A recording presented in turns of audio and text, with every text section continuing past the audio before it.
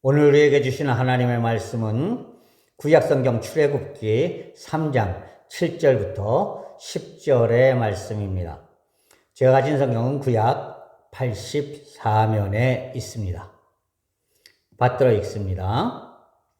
여호와께서 이르시되 내가 애굽에 있는 내 백성의 고통을 분명히 보고 그들의 감독자로 말미암아 부르짖음을 듣고 그 근심을 알고 내가 내려가서 그들을 애굽인의 손에서 건져내고 그들을 그 땅에서 인도하여 아름답고 광대한 땅, 젖과 꿀이 흐르는 땅, 곧 가나안 족속, 헷 족속, 아모리 족속, 브리스 족속, 히위 족속, 여부스 족속의 지방에 데려가려 하노라.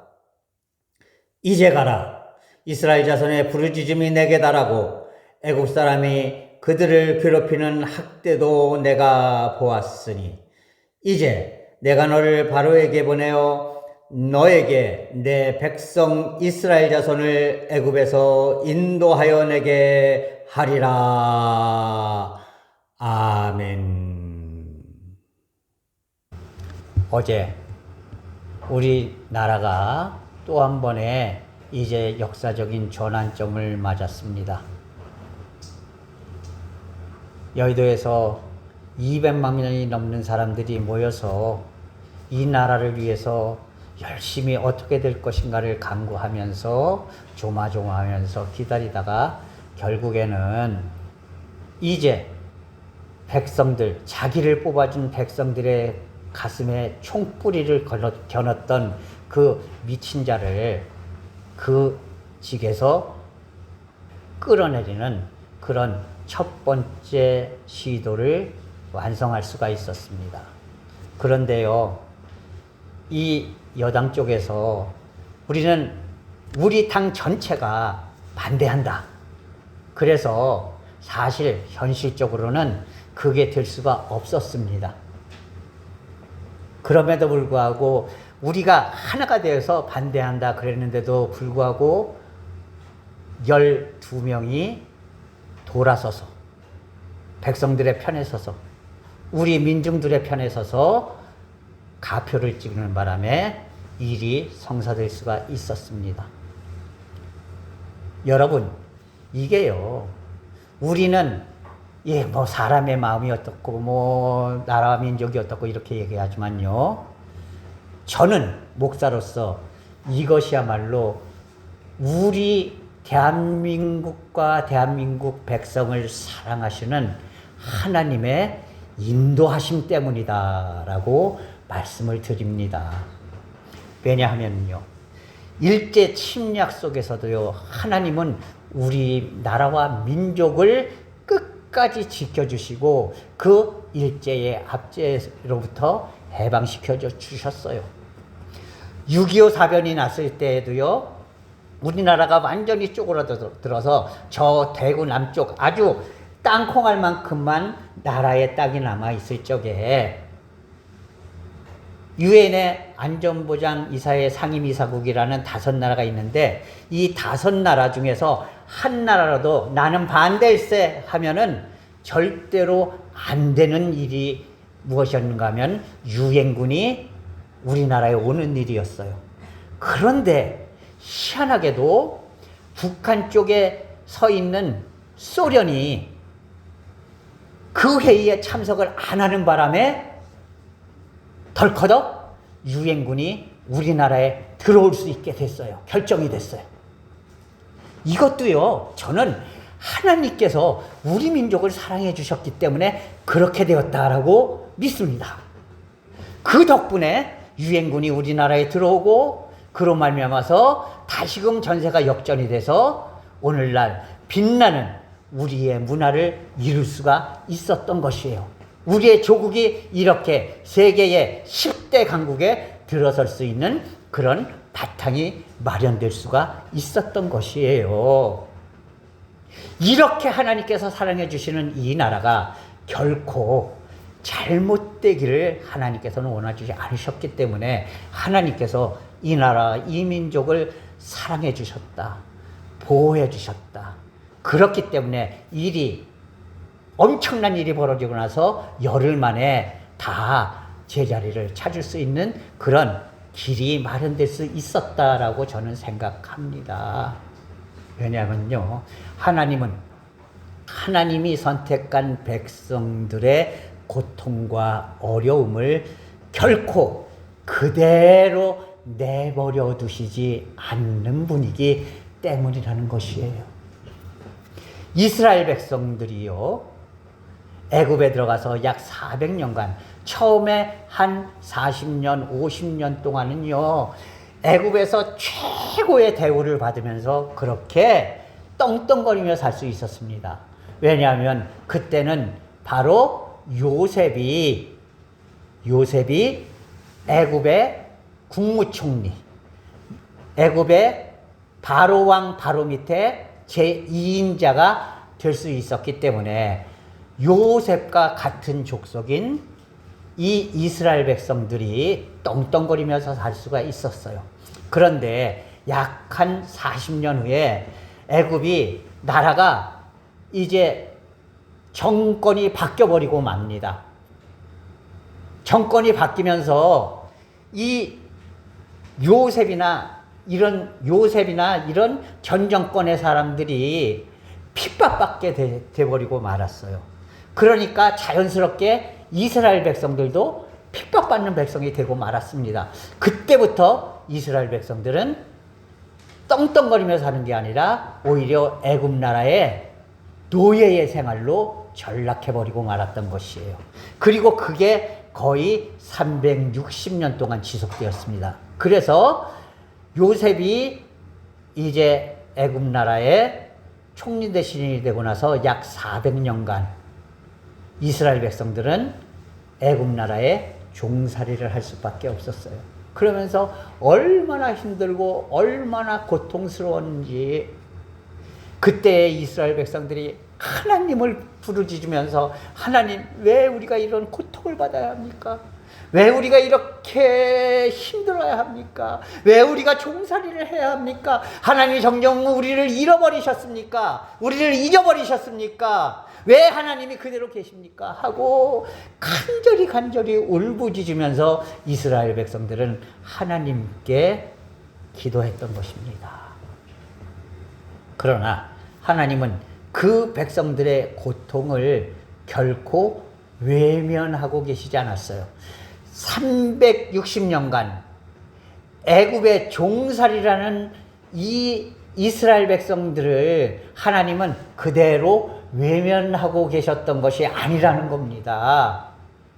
오늘 본문 말씀 속에서 하나님은 말씀하시잖아요. 내가 내 백성들의 부르짖음을 이미 듣고 있었다. 내가 그냥 손 놓고 있었던 것이 아니라 가장 좋은 때를 기다리고 있었던 것이다. 그리고 이제 때가 되었다. 모세야, 가라! 가서 내 백성들을 구원해라. 이렇게 오늘 출애굽기 3장에서 하나님은 말씀하고 계시는 것이에요. 지금서부터 약 1600년 전에, 1500년 전에, 1400년 전에 그 이스라엘 백성들의 고통을 바라보시면서 끊임없이 그들을 위해서 준비하고 계셨던 그 하나님이 지금 이 순간 우리도 지켜보고 계시면서 우리가 결단코 세상에서 쓰러지지 않고 세상에 끌려가지 않고 하나님의 은혜와 사랑 속에서 승리하는 그리스도인들이 될 수 있도록 지켜주시고 인도해 주시고 이끌어 주신다는 사실을 여러분 기억할 수 있기를 바랍니다. 그로부터 약 1400년이 지나서 이스라엘 백성들은 또 한 번 하나님 앞에 간구하고 있었어요. 그때도 자신들이 하나님을 배반하면서 살았던 것은 생각도 하지 못하고 오직 자신들이 로마 나라의 속국으로서 힘들고 고통스러우니까 하나님 메시아를 보내주십시오. 메시아를 보내주십시오 하면서 기도하고 있었다는 것입니다. 그때도 하나님은 결코 이스라엘 백성들을 외면하지 않으셨어요. 준비하고 계셨다는 겁니다. 여러분, 하나님은 결단코 하나님의 백성들의 부르짖음을 외면하시지 않는 분이다 라는 사실을 꼭 기억할 수 있기를 바랍니다. 하나님께서는요 항상 준비하고 계셨어요. 여러분, 모세가 그냥 하나님의 명령을 받아서 그 순간 이스라엘 백성들을 위해서 간 게 아닙니다. 하나님께서 모세를 애굽 땅으로 보내실 때가 모세가 80살이 되던 해였습니다. 80살. 자, 그런데요, 하나님께서는 모세를 이 땅에 보낼 때부터 이미 이스라엘 백성들을 구할 준비를 하고 계셨다는 것이에요. 가장 적합한 때를 위해서 준비하고 계셨다는 겁니다. 진짜일까요? 여러분, 하나님께서는 우리에게 성경을 통해서 이렇게 말씀하십니다. 내가 너를 알고 있었다. 너를 위해서 일하고 있었다. 언제부터이냐? 내가 내 어미의 태에서 조성되기 전부터, 다시 말해서 내가 어머니의 뱃속에서 잉태되기 전부터 이미 나를 알고 계셨고 나를 위해서 모든 것을 준비하고 계셨다라고 말씀하고 있습니다. 여러분, 모세가 태어나던 그 시기에 어떤 일이 있었습니까? 히브리 백성들 중에서 남자가 많아지면 반란을 일으킬 수 있다라고 생각해서 바로 왕이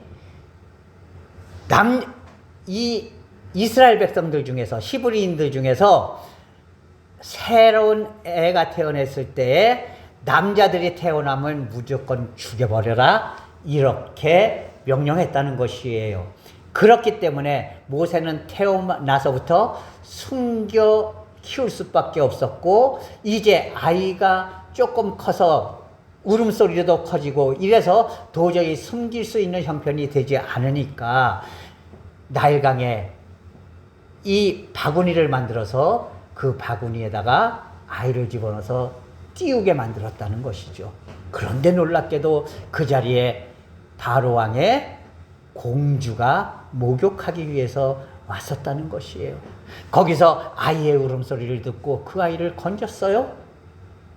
틀림없이 그는 알았을 겁니다. 무엇을 알았을까요? 아, 이 아이가 히브리 아이다. 사내 녀석인데 요만큼 자란 거 보니까 아무래도 목숨을 잃을 수밖에 없을 것 같아서 이렇게 그 어미가 이렇게 한 것이구나 생각했을 겁니다.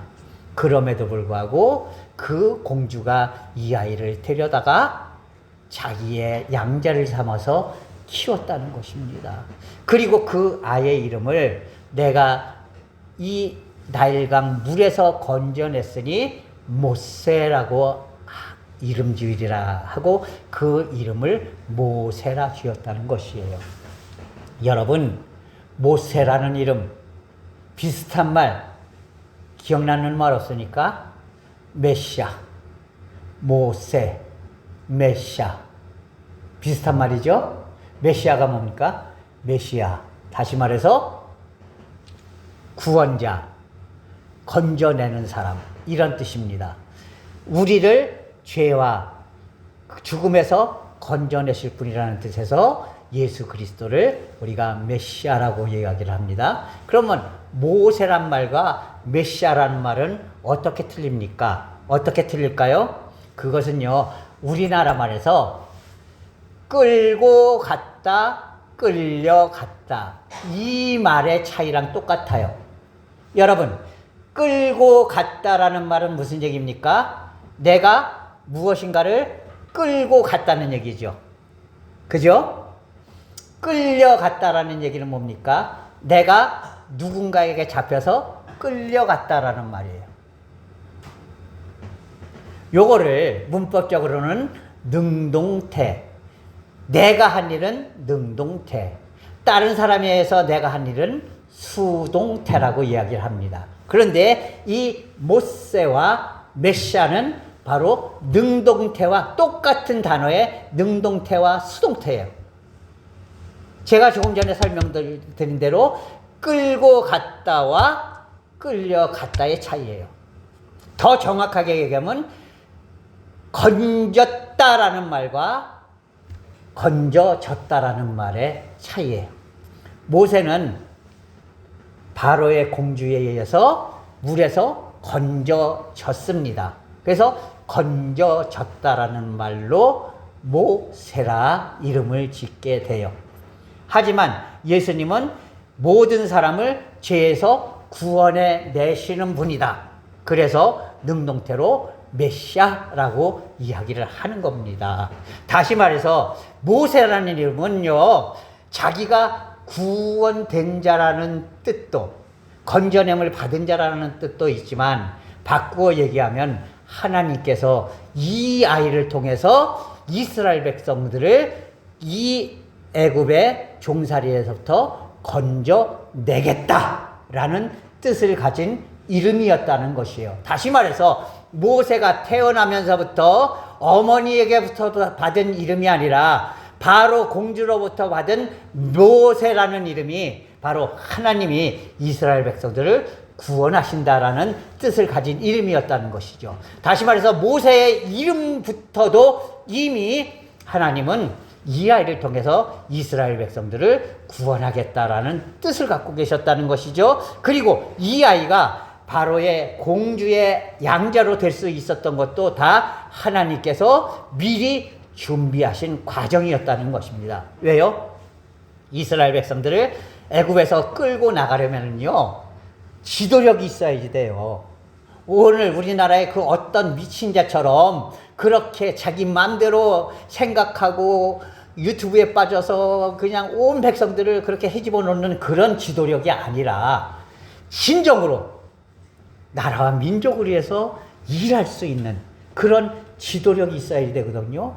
그 당시에 그런 지도력을 배우고 익힐 수 있는 곳이 어디밖에 없었겠습니까? 당연히 왕궁에서 왕자를 가르치는 그런 교육밖에 없었을 것이에요. 그러니까 하나님께서는 그 미천한 종의 자식이었던 모세를 바로의 공주의 양자가 되어서 바로의 왕자들이 공부하는 그 선생님을 통해서 지도력을 배울 수 있게 만들어 주셨던 것이에요. 뿐만 아니라 모세가 이제 광야로 도망가서 미디안 광야에서 40년 동안 있으면서 미디안 광야의 곳곳을 돌아다니며 양치기의 노릇을 하고, 특별히 이제 미디안 땅에 제사장의 사이가 되어서 그 장인이 하는 모든 제사의 모습들, 그런 의식들, 이런 것을 40년 동안 배울 수 있었던 이유는요, 배우게 했던 이유는요, 이스라엘 백성들이 이제 애굽에서 나와서 바로 가나안 땅에 들어갈 것이 아니라 40년간 광야를, 미디안 광야를 떠돌아다녀야 할 터이니까 모세가 그 미디안 광야의 곳곳을 다 진짜 눈 감아도 어디가 어딘지 알 수 있을 정도가 되어야 했기 때문에 하나님께서는 모세를 40년 동안 미디안 광야에서 양을 치도록 만들어 주셨고요. 뿐만 아니라 이 모세가 하나님 앞에 예배 드릴 수 있는 그런 지도를 해야만 했기 때문에, 왜냐하면 400년 동안 이스라엘 백성들은 애굽의 풍습에 젖어서 하나님을 어떻게 예배해야 되는지를 전혀 모르고 있었단 말이에요. 그러니까 하나님을 어떻게 예배해야 하는지를 알게 하기 위해서 하나님께서는 이제 미디안 땅의 제사장인 이드로의 사위로 모세를 들어가게 해서 그 제사에 하나님을 제사할 그 제사의 모든 과정이나 이런 것들을 익혀야 하고 미디안 땅 광야를 다 속속들이 알게 하시고 이게 다 준비의 일환이었다는 것이에요. 다시 말해서 하나님은 허투루 일하시는 게 아니라요. 조목조목 그 순간에 맞게 합당하게 모든 것을 준비하셔서 이스라엘 백성들을 하셨다는 것이에요. 하나님은 이렇게 세심하게 우리의 모든 것을 살피시는 하나님이다 라는 사실을 여러분 기억할 수 있기를 바랍니다. 그 하나님이 바로 오늘 저와 여러분 그리고 이 나라 이 민족을 위해서 일하고 계시다라는 사실을 여러분 기억할 수 있기를 바랍니다. 그 하나님이 오늘 우리를 하나님의 은혜와 사랑으로 모든 죄악에서 모든 세상의 속박에서 구원하시기를 원하고 계십니다. 그리고 나를 위해서 지금도 일하고 계시다는 사실을 여러분 기억할 수 있기를 바랍니다.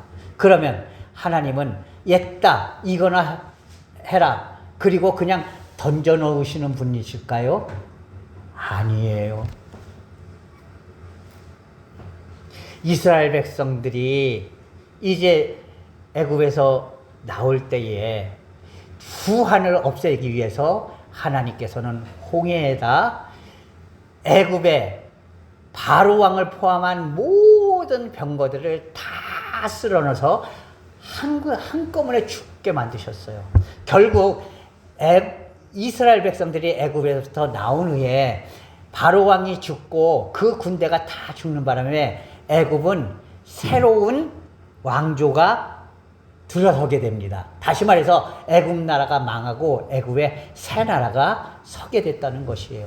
그런 와중에 있으니까 이 애굽 사람들이 이스라엘 백성들에게 어떤 더 이상의 보복이나 이런 것도 할 수가 없었던 것이에요.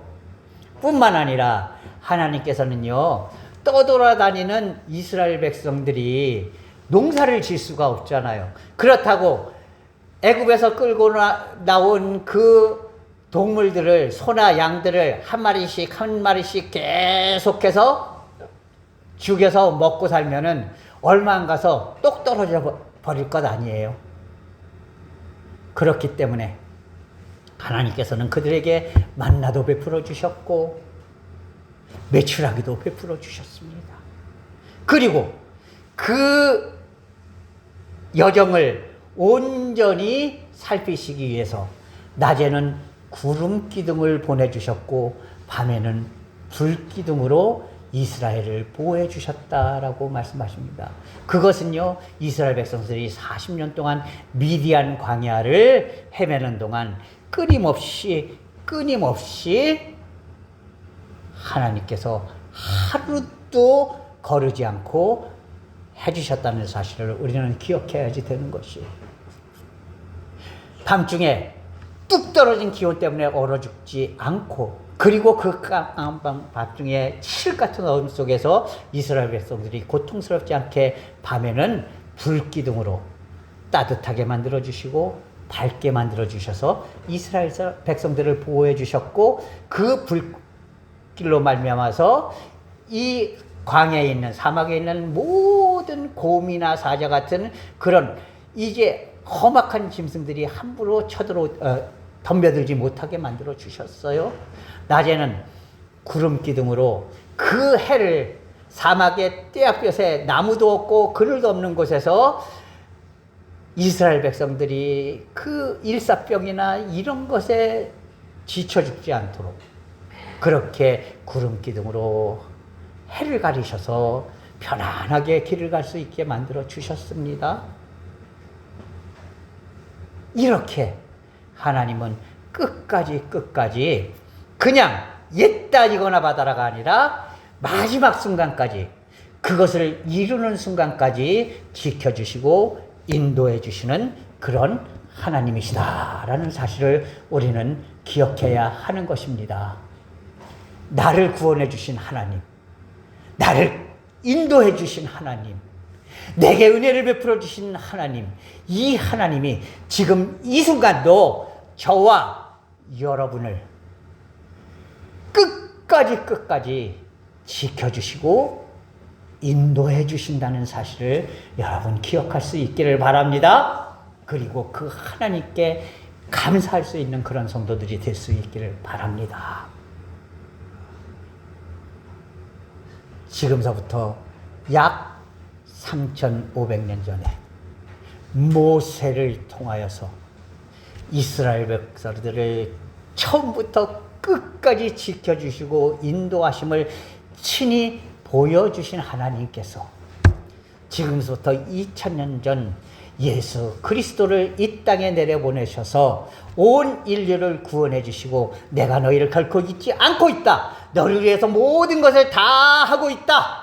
내가 끝까지 너를 지켜주리라. 인도해 주리라 약속해 주셨고, 그리고 2000년이 지난 오늘 이 시간 저와 여러분을 선택해 주시고 구원해 주시고 지금도 인도해 주시고 끝까지 지켜주시고 복 내려주시는 하나님의 은혜와 사랑이 지금 이 순간도 나와 함께 한다는 사실을 기억하고 나를 끝까지 지켜주시고 인도해 주시고 그리고 나를 위해서 끝까지 일해 주시는 하나님께 우리의 모든 것을 아낌없이 맡길 수 있는 그런 믿음의 성도들이 될 수 있기를 주님의 이름으로 간절히 부탁을 드립니다.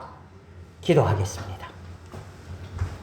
오 사랑의 하나님 아버지, 하나님의 은혜와 사랑을 이 시간 감사합니다. 하나님께서 온전히 인도해 주셔서 지금부터 3,500년 전, 그리고 지금부터 2,000년 전, 그리고 2,000년이 지난 지금 이 순간까지도 한순간도 변하지 않으시고 우리를 위해서 일하시고 우리를 위해서 준비하시고 우리를 위해서 아낌없이 모든 것을 베풀어 주시는 하나님의 은혜와 사랑을 경험하며 살고 있는 우리의 삶을 기억하게 인도하여 주시옵소서. 그리하여서 나를 위해서 아낌없이 모든 것을 베풀어 주시는 하나님께 모든 것 온전히 맡기고 의지하며 하나님의 은혜와 사랑 속에서 언제나 승리하는 삶을 살아갈 수 있는 믿음이 될 수 있도록 인도하여 주시옵소서.